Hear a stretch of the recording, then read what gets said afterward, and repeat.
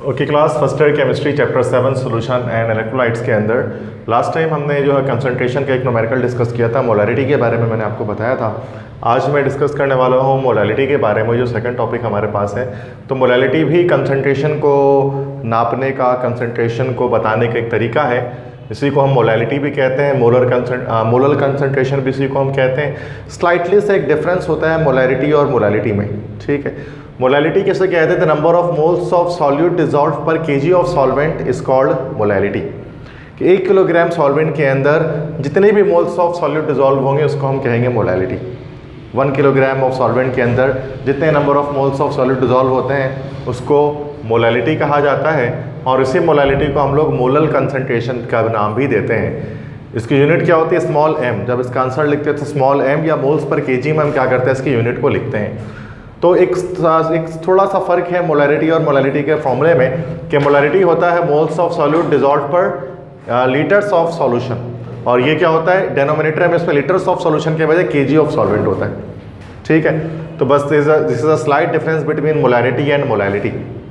कि मोलारिटी में हम बताते हैं कि 1 लीटर ऑफ सॉल्यूशन के अंदर कितने मोल्स ऑफ सॉल्यूट डिजॉल्व हैं, और मोलालिटी में हम बताते हैं कि 1 केजी ऑफ सॉल्वेंट के अंदर कितने मोल्स ऑफ सॉल्यूट डिजॉल्व हैं, ठीक है। इस तरह से अगर आपसे एक रीज़न अगर आपसे ये पूछा जाए कि 1 मोलर और 1 मोलल सॉल्यूशन, अगर आपके पास 2 सॉल्यूशन है, एक सॉल्यूशन जो है वो 1 मोलर सॉल्यूशन है और एक 1 मोलल सॉल्यूशन है, तो पूछे जाए कि दोनों में से ज़्यादा कंसनट्रेटेड कौन सा होगा? ज़्यादा कंसनट्रेटेड कौन सा होगा? कंसनट्रेटेड से मुराद के ज़्यादा सॉल्यूट किस में डिजॉल्व होगा? 1 मोलर और 1 मोलल में से। तो आपको ये बताना है कि जो 1 मोलर सोल्यूशन है इट इज़ मोल कंसनट्रेटेड, जबकि 1 मोलर सोल्यूशन जो है वो डाइल्यूट होगा। रीज़न क्या है इसके पीछे? रीज़न ये है कि 1 मोलर सोल्यूशन में हम ओवरऑल सोल्यूशन को 1 dm³ काउंट करके उसके अंदर number of moles of solute बता रहे होते हैं, कितने मोल्स ऑफ सॉल्यूट डिजॉल्व हैं। जबकि 1 मोलर सोल्यूशन में हम यहाँ पर क्या करेंगे कि हम पहले तो सॉल्वेंट को 1 kg कंप्लीट करेंगे। जैसे अगर एक्वस सोल्यूशन है तो उसके अंदर लीटर्स और केजी बराबर होते हैं, देन उसके बाद हम उसमें जो है वो मोल्स ऑफ सॉल्यूट को डिजॉल्व करेंगे, ठीक है। तो इसकी वजह से क्या होता है कि ये एक्वल पूरे सॉल्यूशन के लिहाज से इसको बताया जा रहा है, तो इसमें सॉल्यूट के अमाउंट, सॉल्वेंट की अमाउंट थोड़ी सी कम हो जाएगी, चूँकि सॉल्यूट और सॉल्वेंट मिलकर 1 लीटर बन जाए, जबकि यहाँ पर से सॉल्वेंट ही 1 लीटर या 1 kg, ठीक है। इसलिए 1 मोलर सोल्यूशन ज़्यादा कंसनट्रेटेड होगा बनिस्बत 1 मोलर सोल्यूशन के।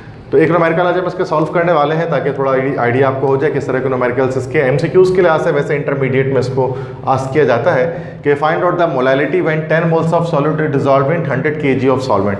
मोलालिटी बताएं कितना होगा जब 10 मोल सॉल्यूट का डिजॉल्व किया जाएगा 100 kg सॉल्वेंट के अंदर, ठीक है। तो जब हम इसके डेटा तैयार करेंगे तो सबसे पहली चीज़ हमें यहाँ पर क्या गिवन है? Moles of solute. और मोल्स ऑफ सॉल्यूट कितने मोल्स गिवन है हमारे पास? 10 मोल्स गिवन है, ठीक है। तो 10 मोल्स हमारे पास मोल्स ऑफ सॉल्यूट गिवन है, और उसके अलावा दूसरी चीज़ हमारे पास क्या गिवन है? केजी ऑफ सॉल्वेंट गिवन है। और केजी ऑफ सॉल्वेंट कितने गिवन है हमारे पास? It is 100 kg। और मालूम आपको क्या करना है भाई? You have to find out molality. So this is question mark. Now solution पे आते हैं। सो हम फॉर्मूला लिखते हैं मोलालिटी का। हम जानते हैं कि मोलालिटी किसके बराबर है?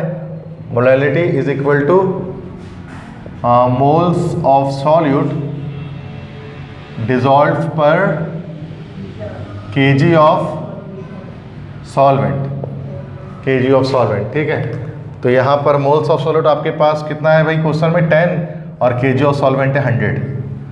तो आपके पास मोलालिटी कितना आ गई जब आप इसको डिवाइड करेंगे? तो यह देखिए 0.1 और स्मॉल m यूनिट इसकी हम लिख देंगे।